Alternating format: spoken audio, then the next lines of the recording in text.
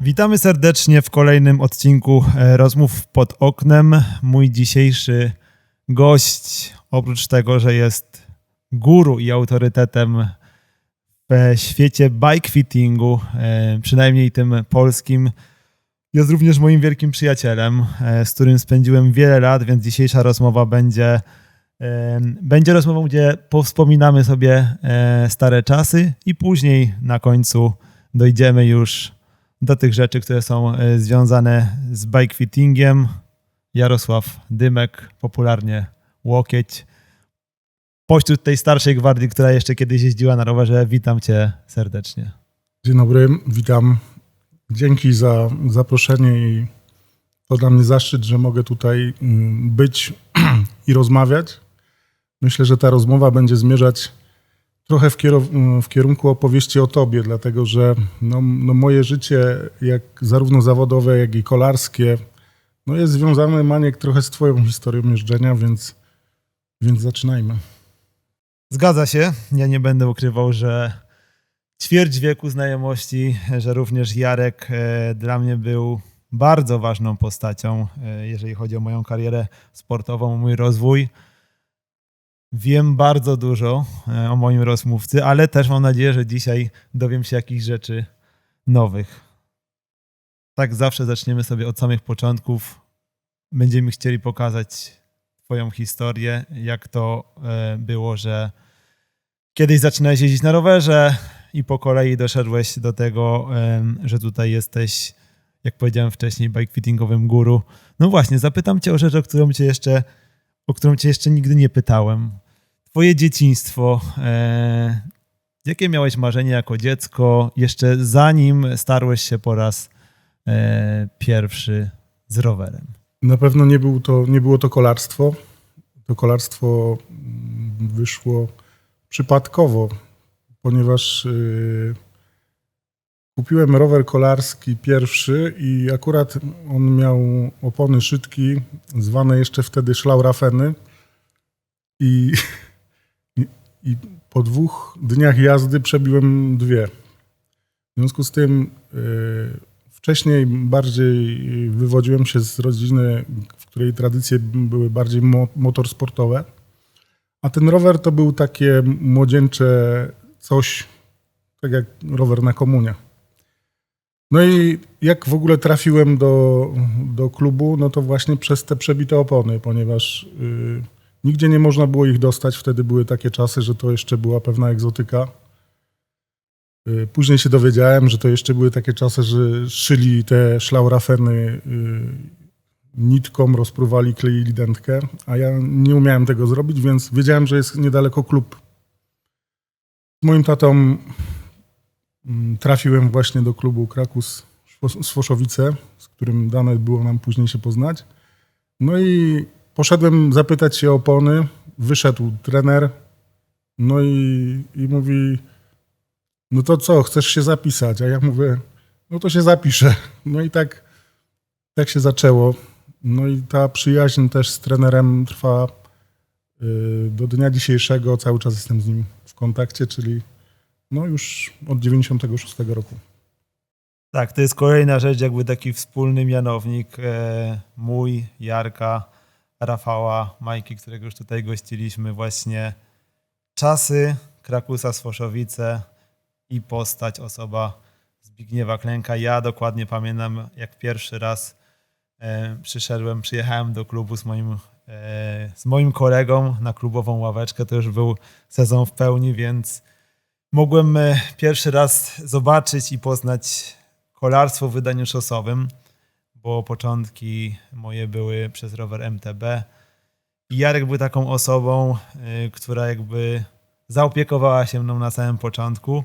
Wyciągnęła do mnie rękę, bo przychodzi taki mały gnojek, a tam już jest, powiedzmy, pewnego rodzaju kolarska elita z ogolonymi nogami, nasmarowanymi, z planem działań, z rowerami szosowymi. Wiemy, jak trafiłeś do klubu, twoje pierwsze lata.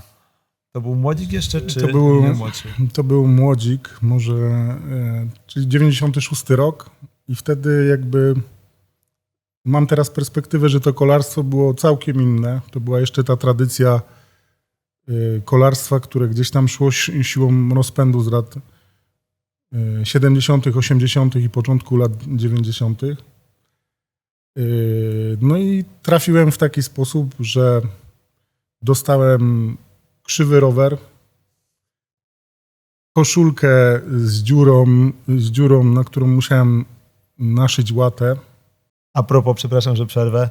Jarek dzisiaj przyniósł w ogóle bardzo dużo pamiątek. Mamy zdjęcia z naszych pierwszych zgrupowań w zawadzie i tak dalej. I między innymi koszulka. Krakus Arges Foszowice to też była jedna z moich pierwszych koszulek.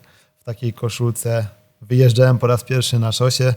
Też pod takimi barwami zdobywałem pierwsze mistrzostwa Polski. Jaro, przepraszam, że ci przerwałem. Ja jeszcze dokończę, bo z tym krzywym rowerem to jest fajna historia, pokazująca jak wtedy wyglądało zaplecze, a jak to jest teraz. Ten rower raz, że był krzywy, dwa, że był odrapany, a przerzutkę dostałem w worku foliowym.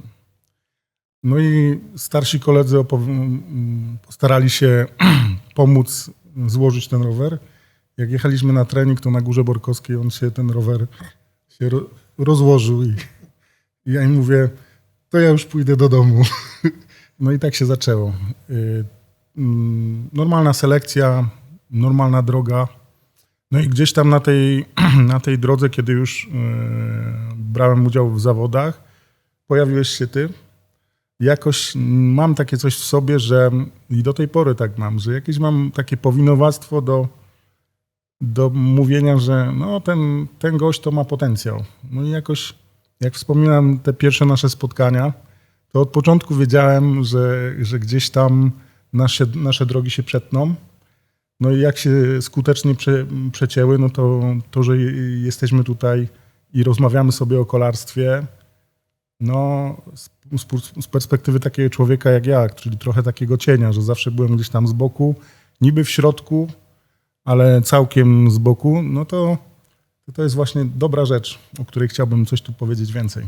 Tak, ja pamiętam zawsze po drodze do klubu, do Słoszowic miałem po drodze do Jarka, więc zajeżdżaliśmy tam do słynnego garażu Jarka w domu, który pomagał mi w ogóle. Ja w przeciwieństwie do Jarka dostałem nową birię aluminiową od trenera Klenka, ale w związku z tym, że byłem młodzikiem, trzeba było kombinować z ograniczeniem przełożeń, więc pamiętam, że piłowaliśmy najmniejszą korągę, bo nie można było aż tak twardo jeździć. Jarka, tata, brat, Krzysiek, który by the way jest sędzią kolarskim. Już UCI, czy... Już UCI w tym roku, więc muszę mu też pogratulować, bo jeszcze był w trakcie, jak go ostatnio widziałem.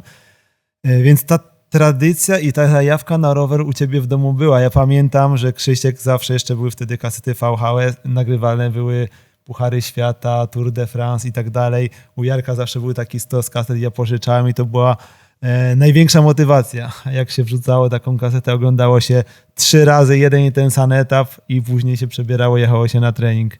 Ja to bardzo, bardzo dobrze pamiętam. No ja to skomentuję w taki sposób, że może w tej rzeczywistości, która była dość przaśna, ale nic nam wtedy nie brakowało. To znaczy ani rowery nam nie przeszkadzały, ani brak strojów. Natomiast było takie marzenie, które zostało wykreowane właśnie w klubie, że chcesz być tym kolarzem. I myślę, że to jest dość uniwersalne, że każdy, kto wchodzi w kolarstwo, no z taką próbą zmierzenia się i z tym kolarzem, że chce się z nim zostać, no musi się zmierzyć i potem ta historia się tak tworzy, że jeden zostaje bikefiтерem, a drugi wygrywa 2 etapy Vuelty, czy też robi coś innego w życiu. Z mojej perspektywy teraz, bo jest to już prawie 30 lat przy kolarstwie, jeszcze się tak nie zdarzyło, żeby ktoś, kto uprawiał kolarstwo, nie wrócił do roweru. Jakby myślę, że to jest symptomatyczne, jak mocne muszą być wtedy emocje, jak jesteś młody i wierzysz w to kolarstwo. Zresztą pamiętasz, Maniek, jak dane nam było spać gdzieś tam w ramach po prostu naszej znajomości po treningu często przychodziłem do ciebie, zostawałem na noc i żeśmy patrzyli w plakaty, które miałeś powieszone w domu, no i marzyli, że kiedyś tam się uda być, prawda? To było takie dziecinne, a z drugiej strony tak twórcze, jeśli chodzi o to marzenie, które rodzi motywację. Swoją drogą, Maniek, no też trzeba powiedzieć, że to jest też dobra historia, że te plakaty, które miałeś wywieszone u siebie na meblościance, potem z tymi kolarzami dane było ci jeździć, prawda? Zgadza się. Ja myślę, że takie budowanie marzeń w tych najmłodszych latach jest bardzo ważne, jak sobie wyobrażaliśmy, wiesz, ja pamiętam, wrócę do czasów zgrupowań w Zawadzie, to są mega czasy, gdzie w pokojach czasami było zimno, jak wracaliśmy z treningu, to kto pierwszy, bo ciepła woda była dla pierwszej dziesiątki, może jeszcze trzeba było się szybko kąpać i te wszystkie tak właśnie patrzenie na te plakaty, wtedy była moda, że wszyscy kolarze farbowali tam Festina, Cofidis na tak zwane jajeczko, nie? Więc pierwsze co robiliśmy, jak wyjeżdżaliśmy na ferie zimowe w lutym do Zawady, gdzie już kolarze zawodowi zaczynali sezon w ciepłych krajach, no to oczywiście wszyscy wracali pofarbowani na blond. Ja ci tu wtrącę, Maniek, że byłeś najlepszym fryzjerem. Wspominam sytuację, w której jakby był jeden kolega z Rzeszowa, który miał bardzo ciemną karnację i o ile wszystkim wychodziło włosy blond, to jemu jak robiłeś, Maniek, jak Dario Frigo, taki był kolarz, włosy na blond i żeby przyspieszyć proces, no to pod farelką żeśmy trzymali głowy. Profesjonalne podejście. To pamiętam, jak jemu akurat wyszło tak idealnie na żółto. Pomarańczowo wręcz. No i wszyscy mówili, wszyscy wiedzieli, że wygląda beznadziejnie. Ale klimat był taki, że mówili mu, no dobrze wyglądasz, fajnie, jak Dario Frigo. Tak, a oprócz tego, że było zimno, a każdy już chciał wrócić z opaloną nogą, no to standardowo samoopalacze też takie, który taki kolor bardzo fajny, marchewkowy na łydce zostawiały. Wszyscy wracali z takiego zgrupowania z Zawady obok Nowego Sącza, tak jakby wracali z Majorki czy z Kanarów. No to rzeczywiście... Ja przy tej okazji chciałbym pokazać mniej więcej, bo myślę, że pewne rzeczy się nie zmieniają, a niektóre są całkowicie inne. Na przykład jak wyglądał w kategoriach młodzieżowych, juniora młodszego, juniora, taki typowy dzień szkolenia na zgrupowaniu zimowym. To po pierwsze zacznę od tego, że rzeczywiście byliśmy cały czas na wyścigach i cały czas na zgrupowaniach. Jak zaczynał się sezon, no to praktycznie od połowy marca do października nie było weekendu, gdzie bylibyśmy w domu. To jest ta różnica, która jakby jest zauważalna teraz, że teraz tych wyścigów jest mniej. No i gdzieś tam te marzenia, no i gdzieś tam ten rytm i prawdziwa szkoła życia, to znaczy no, trzeba było się znajdować w tych relacjach, a one były różne, no bo różny był też poziom kolarzy, którzy były na tych zgrupowaniach i na przykład można było trafić na takie zgrupowanie, że będąc młodym, ambitnym kolarzem, lądowało się w grupie z kadrowiczem, który był 3 poziomy wyżej. Biegliśmy na marszobieg i czy tam ktoś czekał na kogoś, żeby się zgubił, albo to nie miało takiego miejsca, prawda? Czyli jakby, jak ja to wspominam, nie wiem, Maniek, jak ty to też wspominasz, ale takie typowe zgrupowanie zimowe, co dla nas było normą, no to rano pobudka, 7:10, zbiórka z odprawą. Jeżeli się ktoś spóźnił więcej niż minutę, no to pompował. Tak. I generalnie tylko ciężko było wycelować z tą minutą, ponieważ zawsze nasz trener miał inaczej ustawiony zegarek. Tak. Nie było iPhone'ów. A już najgorsze było, jakby ktoś pokazał trenerowi, że on był przed czasem. To wtedy nie robił 10, tylko 50. Potem mieliśmy rozruch. Rozruch w zależności od tego, jak chciał nas trener spacyfikować, żebyśmy nie chodzili po ośrodku, mógł trwać do godziny czasu w śniegu. Tak?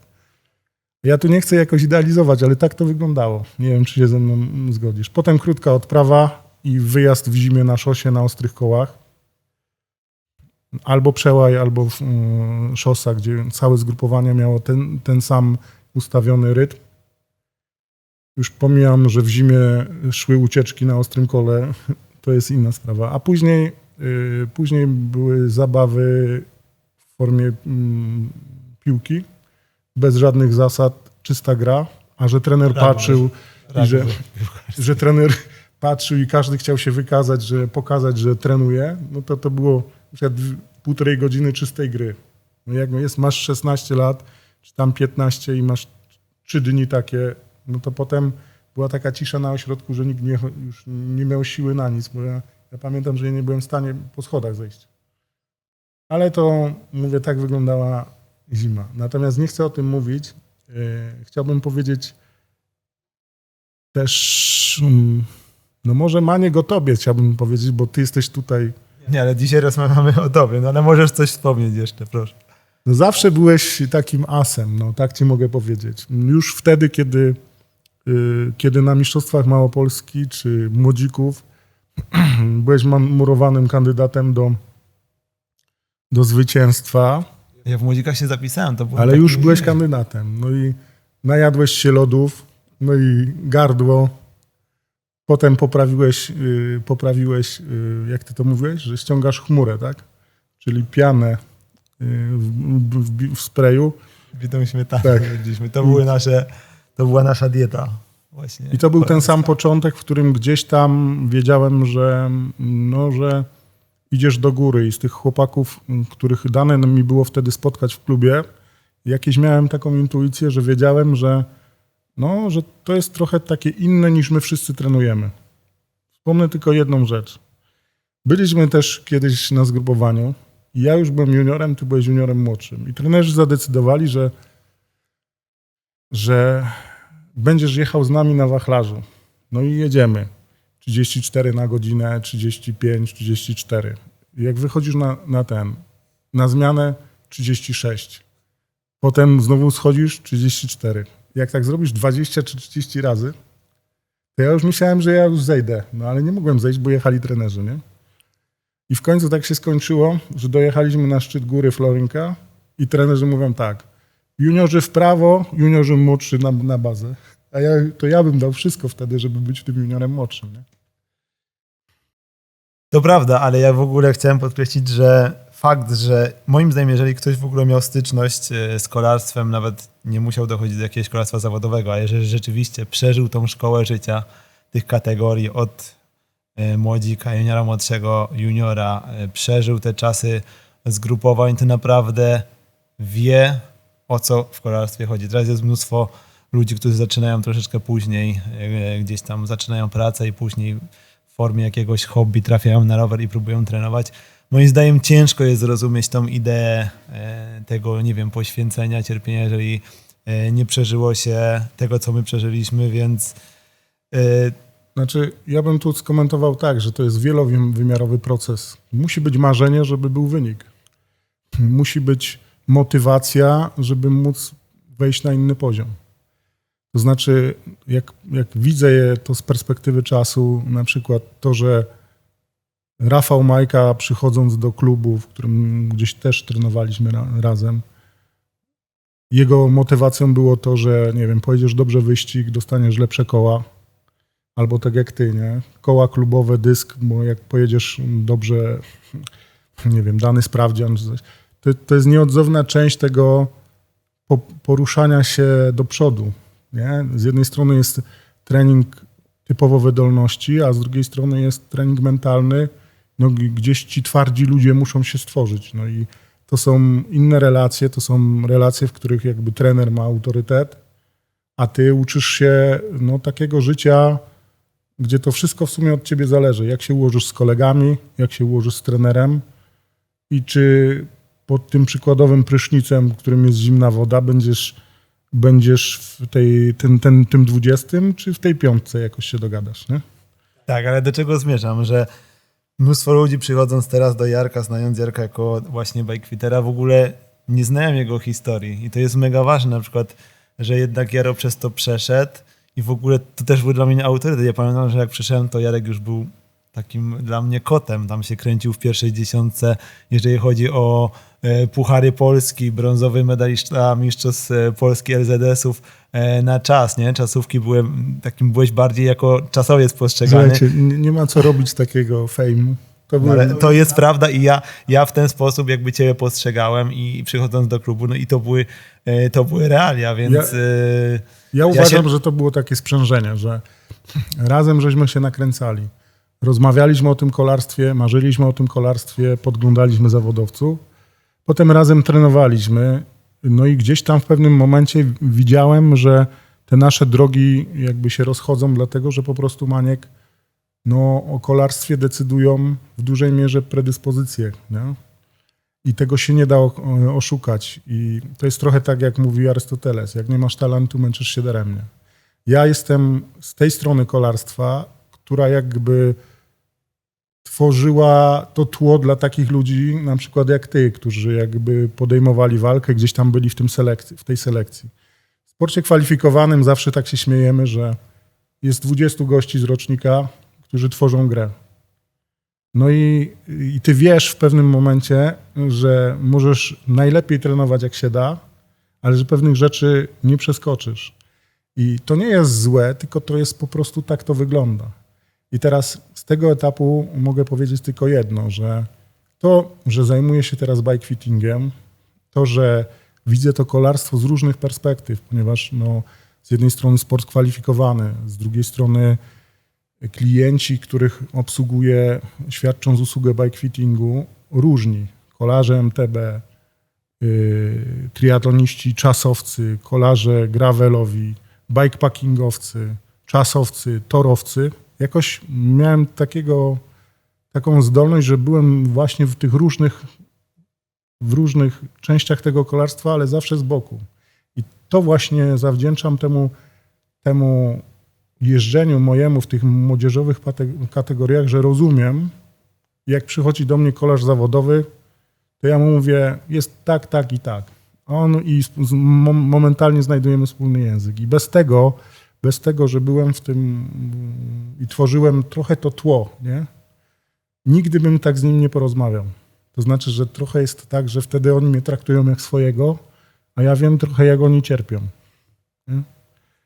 Jeszcze ci powiem jedną rzecz teraz, że pamiętam, widzisz, jakby nasza historia to jest taka historia przyjaźni. Jesteśmy całkowicie różni. Zgadza się. I to jest chyba też trochę taką siłą i ja mógłbym dużo mówić, Maniek, o tobie. Nie? To znaczy... Ale dzisiaj mówimy o tobie. No dobra, ale ja powiem o tobie. Pamiętam jedną rzecz, jak już byłeś kolarzem zawodowym, która jakby super utkwiła mi w pamięci. To znaczy już na tym późniejszym etapie. Ja pamiętam, jak żeśmy rozmawiali kiedyś szczerze o kolarstwie i ty mówisz tak, słuchaj, jestem zakontraktowany na wyścig, jadę tam jakiś klasyk i mówisz, no jest ciężko, bo wiem, że nie ma nogi, a mam robotę do wykonania. Jakby obcowanie właśnie też z takim kolarstwem przez ciebie, to też jest kolejny wgląd. Przecież ja nigdy nie doszedłem do jakiegoś poziomu porządnego w kolarstwie.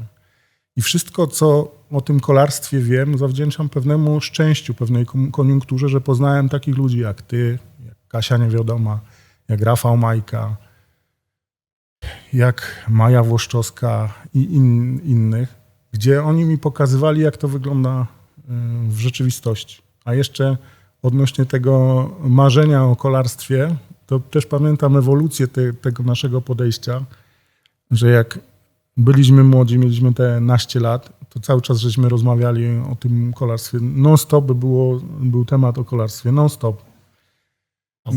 Nawet udawaliśmy, że umiemy mówić po włosku. Pamiętam to. Jak jeździliśmy przez Wieliczkę i z raj sportu pamiętaliśmy czysła po włosku tak. I na całą... Niby, że jesteśmy... Ale to pokazuje, jak tym żyliśmy, prawda? I później wraz z rozwojem, no to też te relacje się zmieniły. Kiedyś dzwoniłem do ciebie i rozmawialiśmy o wyścigach non-stop. A kiedyś, jak już byłeś w Lotto, dzwoniłem do ciebie i rozmowa była taka. No jak tam?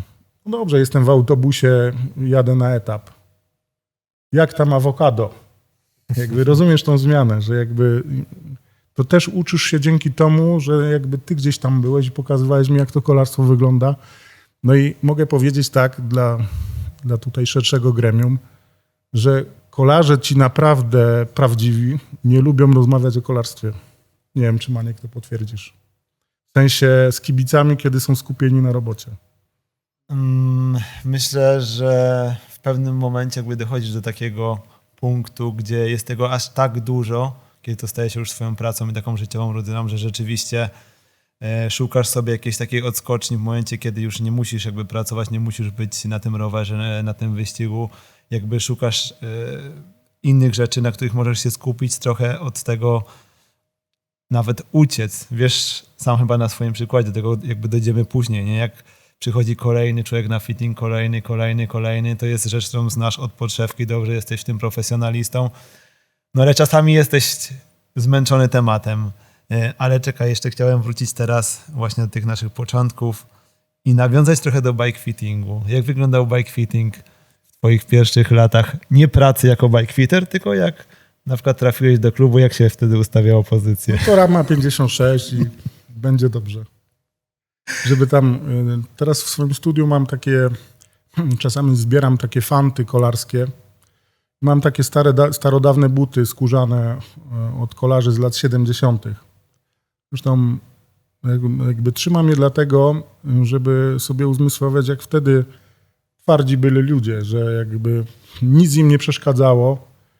Nie mówiliśmy o czymś takim, że komuś drętwieją stopy, no bo wystarczy wziąć tego skórzanego buta z progami nabijanymi na gwoździe, żeby zobaczyć, że bez względu na to, czy to było ustawione, czy nie, no to kolarstwu towarzyszył ból i poświęcenie. No i jakoś nikomu to nie przeszkadzało, więc to jest jedna rzecz. A jak wyglądał jakby fitting? Tu cię zaskoczę, ale czy pamiętasz sytuację taką, że cały czas jeździłem za tobą, a ty mi mówisz, łokieć, pokaż, zobacz, czy mam dobrze ustawione bloki. I jeździliśmy cały czas z kluczami i cały czas te bloki ustawialiśmy. No I to ja byłem sfiksowany trochę na tym poziomie. Ale to ja byłem tą osobą, co cały czas patrzyłem na te twoje nogi i myślę sobie, no trzeba przestawić. I lata później okazało się co? Że masz nogę krótszą. Tak. Takie były pamiętam. początki. Ale ty byłeś, tak jeszcze nawiążę, byłeś kolarzem czasowym. Ja pamiętam, że ty rzeczywiście już wtedy szukałeś tych marginal gains, żeby gdzieś tam wszystkich pokonać. Próbowaliśmy dłuższe korby, krótsze korby, ustawienie. Ty też byłeś specyficznym zawodnikiem, że miałeś dosyć długi tułów, więc pamiętam, że zawsze miałeś raczej mniejszą ramę, używałeś długich mostków, więc jakby te początki bike fittingu i takiego zwracania uwagi na pozycję, właśnie w jaki sposób pedałujesz, jak się układasz na rowerze. Może jeszcze to nie szło tak w stronę aerodynamiki, ale bardziej w takiego jakby połączenie efektywności jazdy z komfortem. Już wtedy jakoś też jakby tego szukaliśmy, chociaż oficjalnie nie było dziedziny czy nauki, która się tym w kolarstwie zajmowała. No jak sobie teraz tak uzmysłowię. Tak szukaliśmy, że chodziło o to, żeby jechać szybciej. Nie? No, ja pamiętam pierwszą moją kozę, która miała jeszcze małe koło. Ja też, Spinera. Tak. To generalnie tak, żeśmy szukali ustawień, że przez tydzień czasu... Im niżej kierownica, tym lepiej. Kierownica, tym lepiej. I przez tydzień czasu nie mogłem chodzić, ponieważ chyba miałem naderwane tutaj przyczepy mięśni dwugłowych, jakby pod pośladkiem, no ale zawsze było coś takiego, że wydawało się, że niżej to lepiej, tak? To, ja myślę z perspektywy czasu, że tak jak powiedziałem o tych predyspozycjach, no żeby być dobrym kolarzem, oprócz predyspozycji wydolnościowych, no musisz mieć też dobrą budowę somatyczną. Powiedziałeś, że mam długi tułów i krótkie nogi, no z tego chleba czasowego nie ulepisz. Nie? I szerokie bary. I szerokie bary. Więc jakby, tak jak powiedziałem, jak nie masz talentu, męczysz się daremnie. Mówię w sporcie kwalifikowanym, ale to, co mnie nauczyło jakby obcowanie z różnymi ludźmi, to, że każdy ma tą swoją drogę kolarską. To znaczy jednemu dane jest być zawodowcem, a drugiemu jest być dane najlepszą wersją siebie pod względem kolarskiej pasji. Tak? No i dlatego też miałem w swoim czasie jakieś trenerskie zawirowania. Zresztą trochę historii mam na ten temat do opowiedzenia. Proszę, słuchamy. I uważam, że miarą sukcesu w kolarstwie treningowego jest osiąganie maksymalnych rezultatów na miarę swoich maksymalnych możliwości. To znaczy, co innego będzie gość mógł osiągnąć, który ma wysoki pułap tlenowy, dobrą budowę somatyczną, dobrą tolerancję kwasicy, no, że wszystko się zgadza, a co innego jakiś szaraczek. Ale tak naprawdę co jest tym sukcesem? Wydaje mi się progres i osiągnięcie poziomu, na jaki cię stać, nie?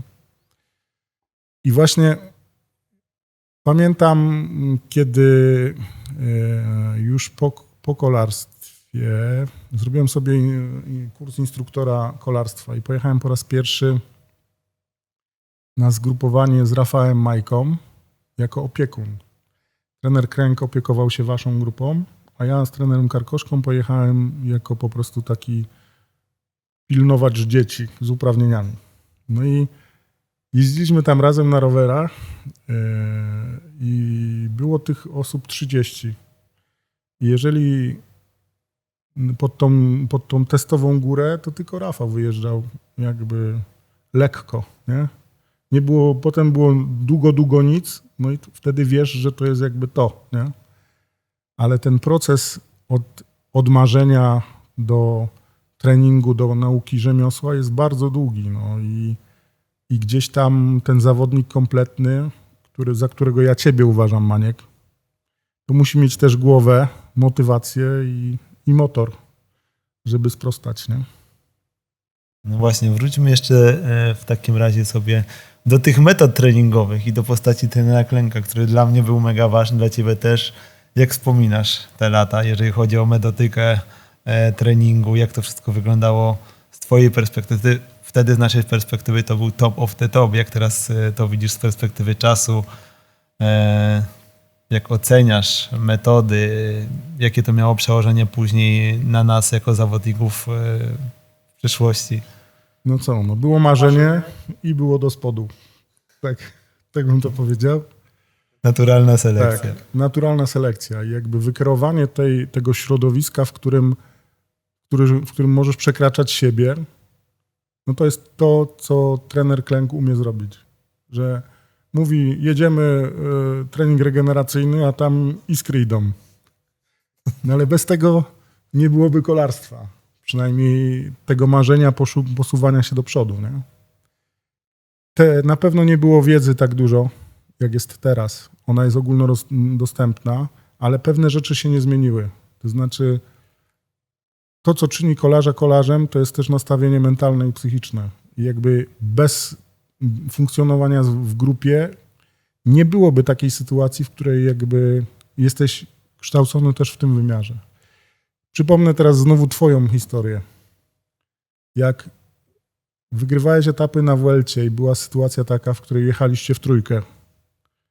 Jechałeś ty, Paweł Poliański i... Tak. To pamiętam, jak rozmawialiśmy na ten temat, to powiedziałeś tak, że czułeś, że to jest twoja szansa i że w głowie robiłeś wizualizację, jak wygrywasz już w trakcie jechania. Było tak, czy nie?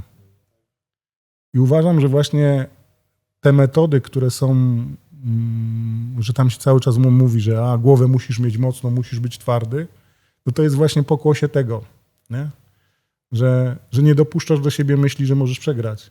A na tym etapie mistrzowskim to nie decyduje sensu stricte, wydaje mi się, przygotowanie takie super dyspozycji dnia, tylko ten, kto ma mocniejszą psychę, ten wygrywa etap i podnosi ręce. Nie? Wspominam teraz Kasię Niewiadomą, którą miałem okazję oglądać podczas badań wydolnościowych w teście Konkoniego robionym przez trenera Karkoszkę. Jak tam największą wartością było pojechać do odcinki, jak to na badaniach. Nieważne, ciemno w oczach, nieważne co wychodzi, ważne, żeby trener pochwalił. I pamiętam, jak Kaśka, będąc juniorką młodszą, zaginała się do odcinki w taki sposób, że prawie spadła z roweru. Jak zestawisz to na przykład z tym, że ona jest góralką, jej tata jest fajnym kolarzem, dobrym kolarzem, amatorem, góralem, gdzie tam też najważniejszą rzeczą jest to, żeby nie puścić koło. I jak widzę ten obraz, jak ona walczy na ostatnim etapie Tour de France i wygrywa wyścig o 4 sekundy, to jest właśnie część tego przygotowania. Nie? To znaczy, nie wiem, czy dość jasno to wyrażam, ale no albo puścisz i przegrasz, albo wytrzymasz i wygrasz. No i gdyby nie ta sytuacja właśnie z Kaśką, to ja bym nie wiedział, skąd ona wzięła te siły na tym ostatnim etapie, żeby jednak wygrać. Nie? Więc może jest to naokoło, ale oceniając metody treningowe, to mogę powiedzieć tak. Jeździliśmy tor, jeździliśmy na ostrych kołach, mieliśmy badania wydolnościowe, chociaż nie było jakby mierników mocy, natomiast był protokół jakby I były polary. i były polary. Jak już miałeś polar, to już byłeś zawodowcem. To co z tego, że nic z niego nie zrozumiałeś, że tam coś ci pika, ale przynajmniej fajnie to wyglądało. Tak samo mieliśmy dzienniczki treningowe, które teraz są w formie Training Pixel czy jakimś Intervals, programu Intervals ICU, czy coś w tym stylu. To wpisywałeś? To samo, Pamiętasz? no tak, jakieś wytrzymałość siłowa. Ale najważniejszą rzeczą w tych dzienniczkach to były ostatnie strony, które tam miałeś napisane rozmaite rekordy, tak? I tam pisaliśmy największe głupoty takie, nie wiem, kto co zrobił. Ja pamiętam, jak kiedyś pojechaliśmy z Mańkiem 200 kilometrów, tak się przejechać. Pojechaliśmy na trening, mówi, no gdzie jedziemy? No to przejedźmy się tu. No i nikt nie wziął ani bidonu, ani nic. Było tam, wiesz, żadnego jedzenia nie było. Były sklepy po drodze i 2,50 w kieszeni. No i dojechaliśmy tam do chyba Suchej Beskidzkiej, 6 dych od nas, tak? No i tak mówimy, no to jak już tu jesteśmy, to jeszcze tu kawałek przejedźmy. No i potem, jak już tu jesteśmy, to może babcię mam niedaleko w Wadowicach, no to może pojedziemy. Andrychowie. Nie? Tak. No i wyszło nam 220 tobie, a my 200. A propos tego treningu i tej rundy, właśnie w tym roku, trochę bazując to na naszej pierwszej przygodzie i później też na trasie, której ja używałem bardzo często do treningów. Z domu to mi wychodziło tam 180 parę kilometrów, tam niecałe 200. Więc na podstawie tej trasy w tym roku chcę zorganizować wyścig w Skawinie. Będziemy startować stamtąd i będziemy właśnie jechać z całą naszą trasą przez Wielką Jąbę, tak zwaną, Bieńkówki do Suchej.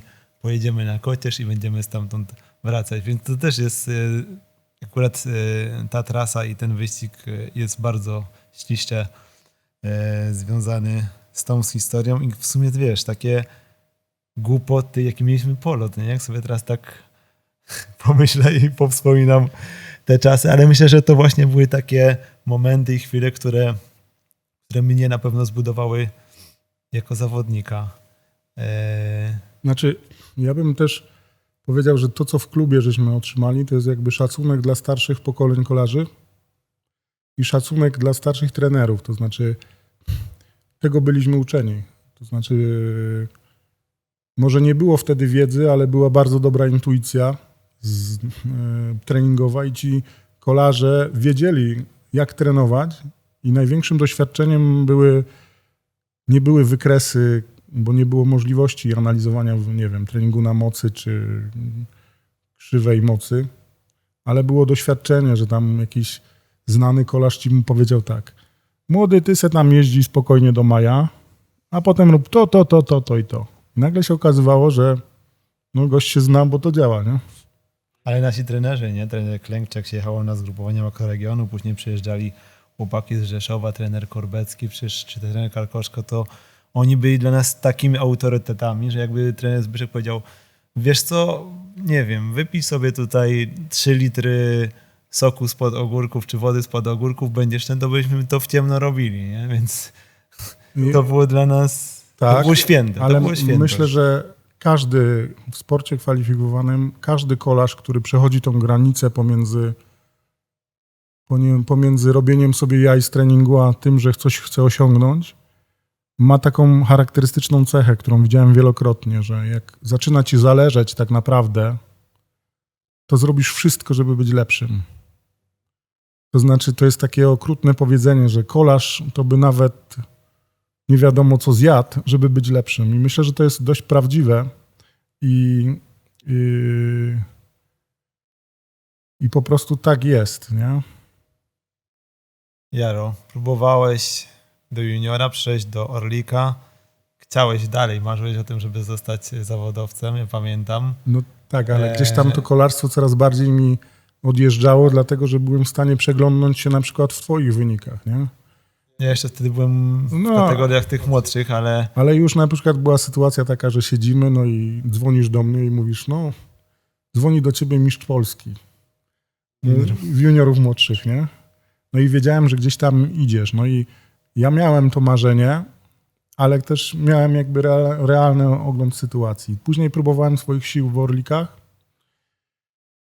co było też kontynuacją tego podstawowego marzenia, tego właśnie ideału. I gdzieś tam przyszedł moment, w którym trzeba było sobie powiedzieć, jakby, że to nie jest ta droga, nie? I mnie to strasznie ciężko jakby przychodziło i myślę, że dlatego zostałem w kolarstwie w dużej mierze, bo nie byłem w stanie jakby wziąć na klatę tego, że gdzieś jest to kolarskie marzenie i to ta chęć, a z drugiej strony, że widzisz, że to się człowiek do tego nie nadaje, nie? No i naturalną jakby konsekwencją tego, że zaczynasz być przy kolarstwie. Dlatego zrobiłem sobie kurs instruktora kolarstwa, potem zacząłem studiować fizjoterapię. No i gdzieś tam... Ale zanim zacząłeś, ja nie wiem, ja kojarzę, że ty byłeś na rosjoznawstwie, nie? Tak, jestem rusycystą. No właśnie. To tak, żeby nie mieć nic wspólnego z kolarstwem. Czyli byłeś jakoś tak, wiem, rozczarowany, rozgoryczony, że może chciałeś przez jakiś moment, tak mówisz, odsunąć od tego, ale później i tak musiałeś wrócić? Tak. I gdzieś tam to kolarstwo nigdy nie dało mi o sobie zapomnieć. I to jest paradoksalne, że jakby tak jest do tej pory, że na początku jeździłem z kolarzami, którzy byli moimi rówieśnikami jakby w kategoriach młodzieżowych.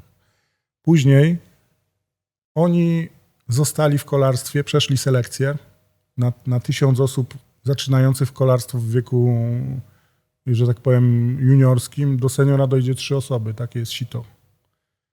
I ja ich znałem przez to, że ja byłem tym kolarzem tła, a oni byli tymi, co tworzą grę. No i naturalnie te relacje jakby funkcjonowały, ponieważ też byłem przy kolarstwie. No też Maniek dzięki tobie, nie? No i potem zaczęła się ta era bike fittingu. No i znowu ci sami ludzie, z którymi wtedy jeździłem, teraz oni tworzyli grę już w kolarstwie tym dojrzałym. I zaczęli przychodzić nowi. A ja dalej tam przy tym kolarstwie gdzieś byłem. Później była znowu odwrotna sytuacja, że oni kończyli jeździć, zasilali szeregi kolarstwa pod względem sztabów. No i teraz to są trenerzy i dalej się spotykamy. I ta historia jakby się toczy, dlatego że kiedyś przyszedłem do klubu, bo brakowało mi opon do mojego roweru. Nie? To znaczy, to jest taka historia, że ja nie sądziłem, że aż tak będę jakby głęboko w tym zakorzeniony. To znaczy, że te 30 lat zleciało, no i kolarze się zmieniają, a ja dalej gdzieś tam z tego boku patrzę na to, no ten się nadaje, tamten się nie nadaje, ten dobrze siedzi, ten ma dobrą budowę somatyczną. Z tego coś będzie, a tutaj głowa do roboty, nie? No właśnie, jakby nasze marzenia, żeby być kimś w kolarstwie, chcieliśmy być zawodnikami, nie?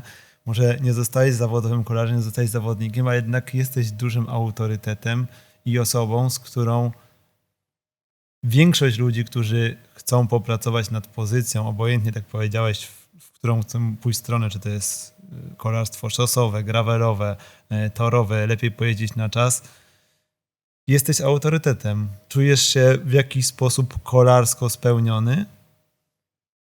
Znaczy, nie ma nic bardziej fajnego, jak to, że ktoś cię słucha, jak masz coś do powiedzenia. Nie?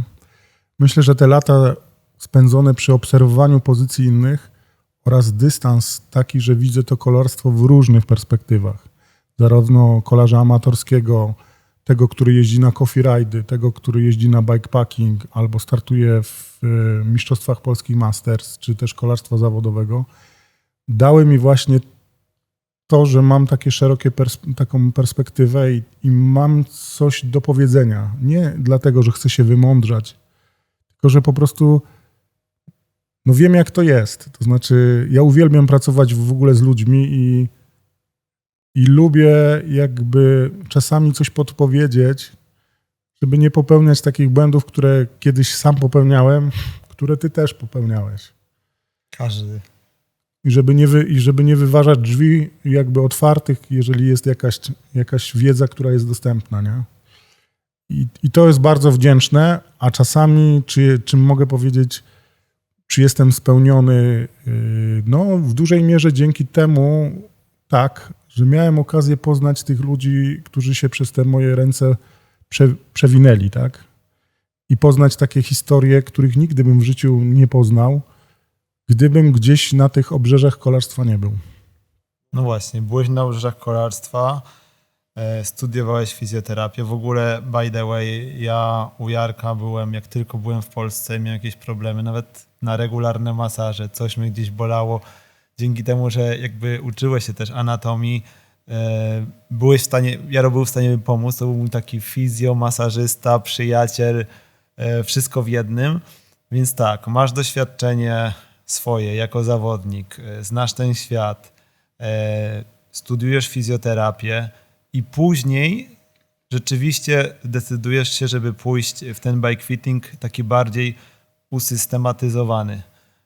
Czyli wiesz, że to jest jakaś gałąź kolarstwa, w której chcesz ty też się bardziej rozwijać i w której widzisz, że możesz pomagać innym osobom. Zaczynasz, ja pamiętam, twoje początki były jeszcze z Grześkiem chyba dziadowcem w krakowskim Veloarcie, nie? Więc ja wiem teraz z perspektywy czasu, że jeżeli robiliście jakiś bike fitting w Polsce, to jeżeli nie robił tego Jarek, to robił go ktoś, kogo Jarek szkolił, albo ktoś, kto szkolił tego, kogo Jarek szkolił i tak dalej, i tak dalej. Czy jesteś takim ojcem, powiedzmy, polskich bikefitterów i w ogóle jakby to ty zaczynałeś tworzyć ten świadomy kolarski bikefitting? Akurat tak się złożyło. Może opowiem o tym, jak to wyglądało początek. Znowu wszystko przez kolarstwo, dlatego że Grzegorz, który zaprosił mnie do pracy w Veloarcie, który był twórcą wtedy tego projektu, ja z nim rywalizowałem w dzieciństwie, czyli w kategorii... Twój rocznik był, Grzechu? Czy... Tak. Tak. I znowu, po iluś latach on był asystentem trenera Piątka i kadry Mai Włoszczowskiej. On chciał przenieść tą ideę bikefittingu, z którą zapoznał się w Stanach Zjednoczonych, na polski grunt. Pojechał, zrobił szkolenie, ale tam mu powiedzieli, że najlepszy gość, który by się tym zajął, to jest facet, który jeździł na rowerze i jest fizjoterapeutą. No i on podjął decyzję, że nie będzie się tym zajmować i zadzwonił do mnie, mówi, kto taki może być? Jarek. I zadzwonił do mnie i mówi, czy chcesz się tym zająć? A ja mówię, no w sumie chcę. Nie? I tak to się jakby zaczęło. Dostałem bez żadnych wytycznych, bez niczego, dostałem manual obsługi systemu Retul i musiałem sobie wszystko wymyśleć. I bazując trochę na swoim doświadczeniu z jeżdżenia, jak to mniej więcej powinno wyglądać, trochę na fizjoterapii, zacząłem układać cały ten proces. To akurat było miejsce, w którym w Polsce nie funkcjonował w ogóle komercyjny fitting. Na początku, jak zaczynałem świadczyć tą usługę, to musiałem kogoś przekonywać, dlaczego to ma sens. A teraz mogę powiedzieć jednym zdaniem, no po co ci drogi rower albo w ogóle rower, jak jest niewygodny, nie? I cię boli tyłek i nie możesz efektywnie na nim pracować. I tak się to jakby zaczęło. Potem pojechałem na kurs instruktorów bike fittingu już tych jakby osób, które będą uczyć innych do Wielkiej Brytanii i tam stwierdziłem, że no oni to w sumie robią tak jak ja robię, więc chyba dobrze to wymyśliłem. No i tak się to zaczęło. No i później sprzęgło się to też z pewną koniunkturą popularności kolarstwa. No i też z tym, co zaczął oferować rynek. No, jak my żeśmy zaczynali jeździć, no to były 2 siodełka i Turbomatic 2 był najwygodniejszym. No a teraz masz 150 typów podparcia dna miednicy, no i zastanawiasz, czy skrzywienie w płaszczyźnie czołowej rotacyjnej da się wyprowadzić. Nie? To jest też zmiana jakościowa. Ja cały czas zwracam uwagę na to, że jakoś wtedy nam to nie przeszkadzało. Nie? I tak się po prostu zaczęło. No i tam właśnie miałem różne historie ciekawe przy tych bike fittingach. Tak jak ty spotkałeś się ze swoimi idolami, biorąc udział w wyścigach z nimi, tak ci moi idole z tych samych plakatów przyszli do mnie na bike fitting. Nie?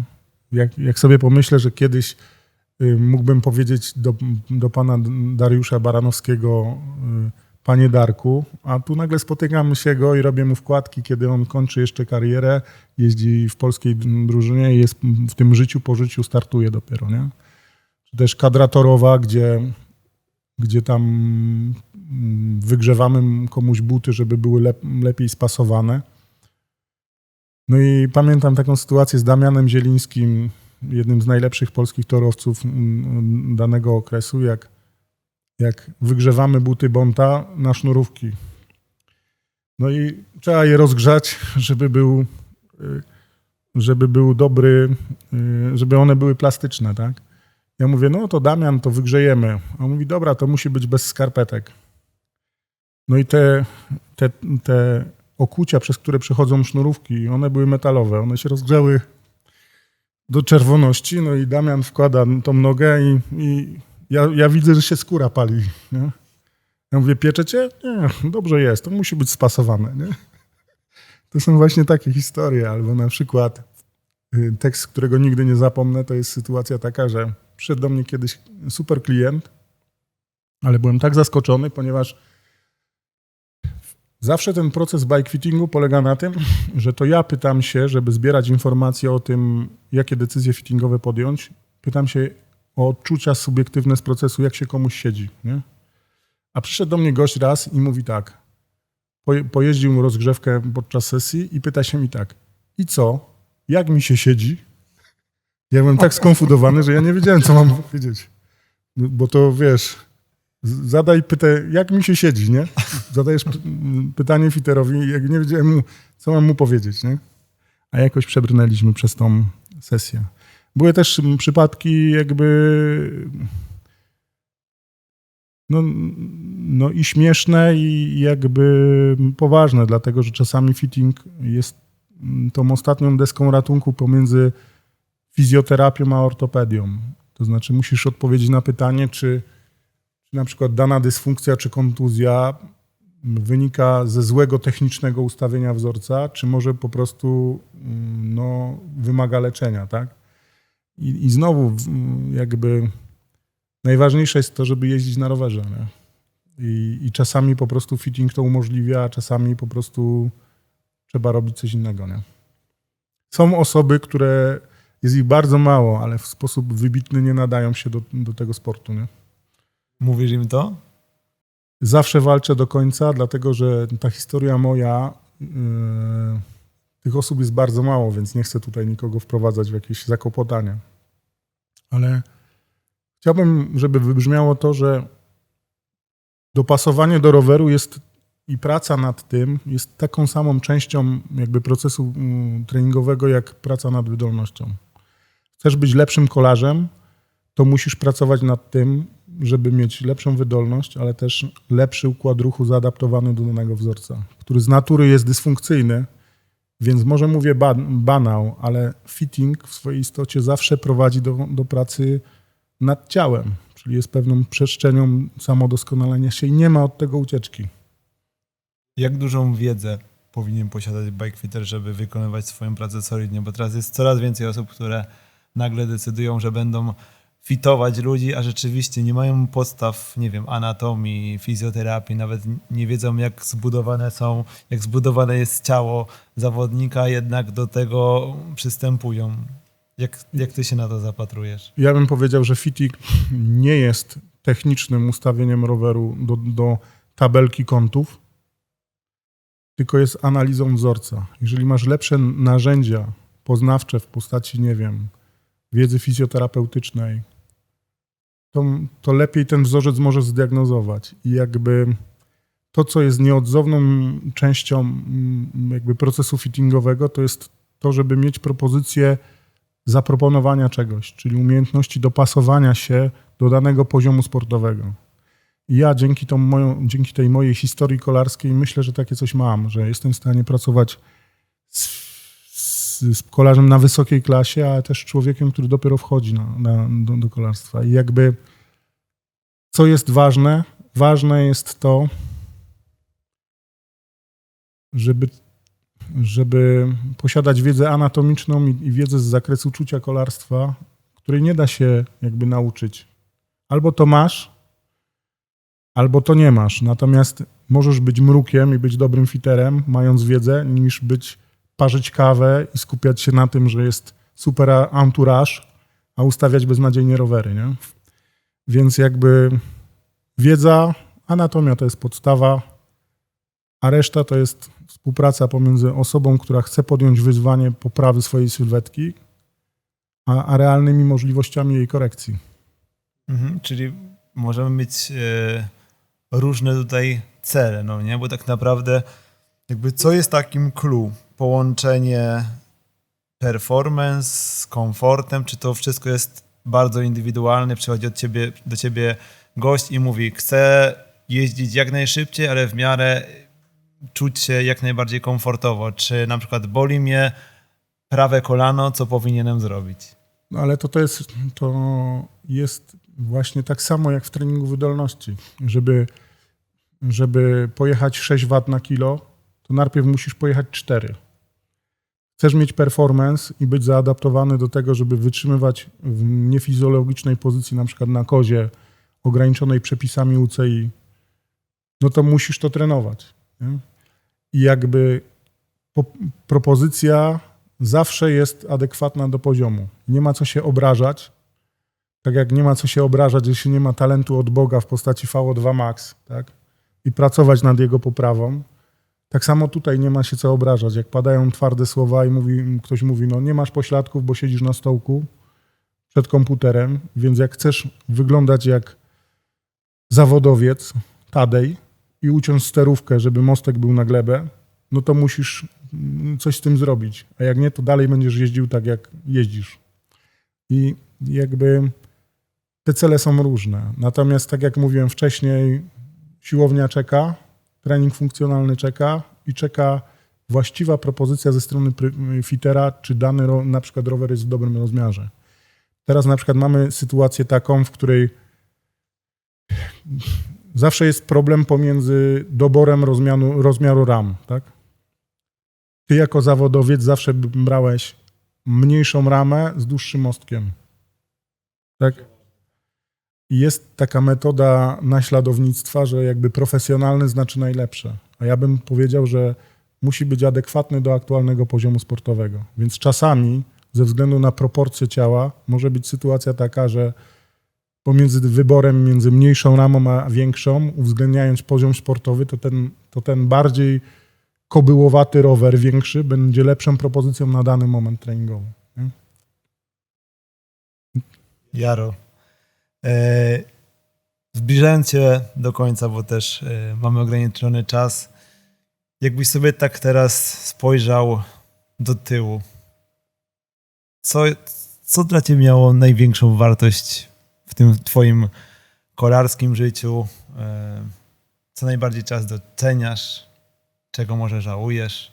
Znaczy doceniam to, że mam background w postaci jakby tego rozumienia szerokiego kolarstwa. Doceniam emocje i tu mówię bez cienia jakiejś skromności, które na przykład dostarczałeś mnie, będąc twoim przyjacielem, będąc po tej drugiej stronie.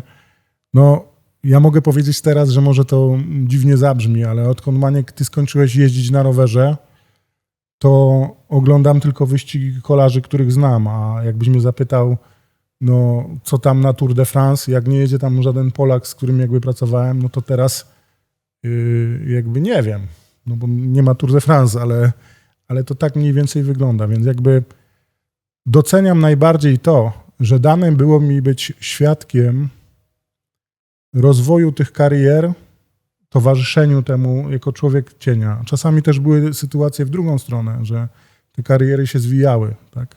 No bo sito jest ciężkie. Ale jeszcze jedno bym chciał powiedzieć. Jak tak patrzę na kolarstwo szeroko, bez względu na to, czy to jest kwalifikowany sport, czy też sport amatorski, czy bikepacking, czy cokolwiek, jest jedna rzecz, która zawsze wybrzmiewa jakby podczas spotkania z ludźmi w czasie sesji fittingowych. To jest to, czy ktoś lubi jeździć na rowerze. To jest dla mnie zawsze porażające i jakby chyba to, że lubię tych kolarzy i lubię tych, którzy są autentyczni, którzy jeżdżą nie dlatego, że muszą coś zrobić, tylko że lubią rower, nie? Ja myślę, że tego jakby życzmy sobie, jakby, żeby ta nasza historia jakby kolarska gdzieś tam trwała i żeby to ona była autentyczna, nie? Bo jeżeli to jest szczere, no to popatrz, ciebie ta szczerość zaprowadziła do bycia zawodowcem, a mnie do bycia bikefiterem. Tak, to prawda. Ostatnia rzecz. Ja będąc zawodowcem, to było moje marzenie, czuję się spełniony i tak dalej. Doszedłem do takiego też punktu, że chciałem jakby rozpocząć nowy etap życia, bo to już było ciężkie i to jakby całe moje życie było tak naprawdę, to był rower i rywalizacja. Czy ty nadal masz siłę i nadal z takim entuzjazmem podchodzisz do bikefittingu, bo wiem, że jednak tworzysz jakieś projekty, chcesz odkrywać dalej to, co jest jeszcze nieodkryte. Masz jeszcze tą świeżość do pracy z ludźmi jako bikefitter? Mam. Ona może czasami jest na wyczerpaniu, ale później wystarczy, że mam 2 dni przerwy i już zaczynam za tym tęsknić. Obecnie pracuję nad tematem podparcia dna miednicy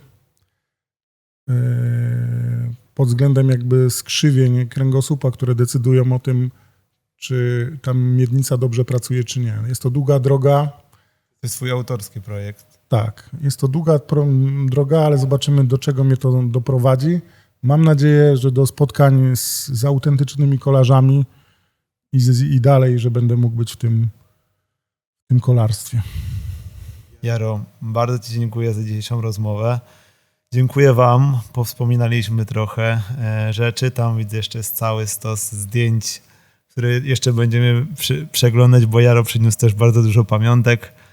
Także stary, ja ze swojej strony dziękuję ci za te wszystkie lata, że byłeś blisko mnie, że mnie wspierałeś i życzę ci wszystkiego co najlepsze. Dziękuję. Wszystkiego dobrego.